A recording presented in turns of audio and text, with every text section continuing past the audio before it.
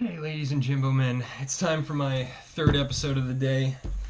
We just talked about the Hudson Bay trade, a gorgeous traditional belt knife, and if you didn't see that video, you're obviously not subscribed to Jimbo TV. You should go ahead and fix that right now. But anyway, today we're going to also talk about the North Star EDC, since I've also sold it off on my Jimbo's Knife Fam Facebook group. Links also in the description down there. Glad to just get those two things out of the way right here in the beginning of the video. This is the North Star EDC, part of Bark River's Bushcraft, series. They have the compass on there. It has the long, sexy, drop point spear type blade, and this one comes in a lovely orange G10. I got it to compare to my featherweight hunter. I knew one of these knives was going to stay in the collection. I'm not very surprised it was the Loveless Drop Point Hunter, small one. Basically, since I, started getting into knives and knife design and all that, I've been obsessed with the Loveless Drop Point Hunter with a gorgeous, nickel bolster, and they just do it for me. They absolutely do it for me, and I love orange. I've been loving carrying this. It goes right in this nice Allegheny sheath from Knives Ship Free, and I saw this one online. I was like, well, you know what? Let me go for that. I'll see, I'll see how it is, and I'll pick the one I like. And it fits in the same sheath very nicely. Can't complain about that. But for me, the big things that are different are the bolster. Not bolster. Or I guess, yeah, bolster. Not only does it provide an incredibly beautiful aesthetic feature, but for me it's also just kind of a safety thing too. I really do like that feeling of a nice secure piece of material, whether it just be the handle or this bolster. I was talking about in the last video, I love my Bravos because, man, I forgot the new sheath. Man, look at all this material, look at all this handle material. Your finger's not going anywhere. And it's kind of the same way I feel about my Adventurer 1, which I'll pull out right here. Boom. When my finger's in that choil, it's just so much lower than the blade, and there's a lot in front of it when I push forward. When I do that, oh man, honestly, when I'm like scared to like try. Every time I apply a little bit more pressure forward, my finger is just constantly slipping towards that edge. That's a no-go for me.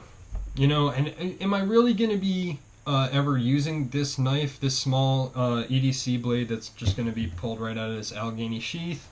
If I'm out and about, just walking around town, got my sheath in, boom, I need my knife. Am I really ever going to be like, probably not. But, I figured since I was going head to head and I really just love the feel of this so much more, why keep the other one, right? I'm trying to fund my own knife workshop right now. I've got a lot of tools to buy, so I could only keep one, and it was the Featherweight Hunter. That being said, I don't think that this North Star EDC is a bad knife. I think it's a really cool knife. I think it's awesome how, on the Featherweight Hunter here, you basically, if you're going to four-finger this, your pinky is right over that butt. So, and this is what I was saying too. Am I really going to be pulling the knife out and like hardcore using it out of the pocket? No. What I end up doing mostly is pulling this featherweight out. It's got, I do like that butt. It also provides a nice kind of thing to wrap your fingers around. And you do your cut work, you open your box, you do whatever, you cut your fruit. And your finger's kind of chilling back here the whole time, actually. Which makes this slightly shorter knife appear a bit longer when you're using it. And I end up putting my pinky finger behind this thing. And it does create, especially with the lanyard knot that I've put in here, it creates a really nice thing for me to just, I really like how my hands wrap around this guy. It's got a lot more of an aggressive Coke bottle right here. You'll see that the the North Star EDC actually Coke bottles a little bit further back here so that it doesn't have as much time to taper in the butt here. So it's a bit fatter back here, but it actually fills the hand nicely. And here, you do full forefinger outside of the nub. I mean inside of it. So it's completely 100% comfortable here. But then you can also pull your finger back here, and it gives you even more blade for such a small little EDC pocket knife. So they're both awesome knives, guys. It's such a nitpicky little thing. I think anybody who would be happy with either of them. It's a really gorgeous piece. I love the compass. Always gonna love that. I'm glad I have it on my Lietenbroer. It actually may be my favorite Bark River Edge, to be honest. I don't think they do all that many, but that's my favorite one. Where's my sheath? Oh, here it is. Anyway, I figured I would show the. I've shown this next to this right now. You guys can see that the taper on that Coke bottle is definitely different. It's a little bit lower and a little bit fatter towards the bottom and the top, to be honest. The Featherweight Hunter Coke bottle's a lot more, and it's a lot lighter as well. Much thinner blade stock. No, I mean not much thinner, but it's definitely noticeably thinner. Probably 1 or 2 thousandths or hundredths.